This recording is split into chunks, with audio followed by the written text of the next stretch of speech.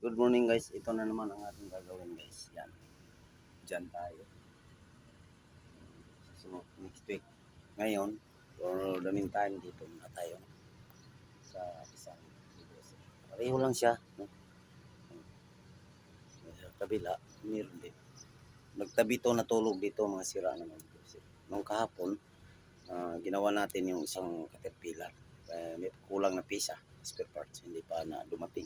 So, for the meantime, dito tayo sa makina. Mayroong kunting pisa, ilalagay natin. No? Ito. Puro Komatsu to, D155.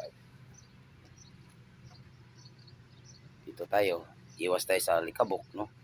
Hindi tayo masyadong pagod ngayon, kunti lang ang pisa. Linis-linis lang muna tayo para may gagawin tayo, tama.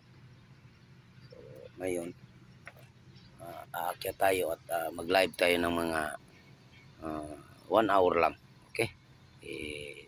Magbabay na tayo yan. Silip kayo konti. Pagdan tayo sa makina ngayon. Pusin natin yung paglilinis para sunod na araw. Andar na to. Okay? At magbabay na tayo. Babay na.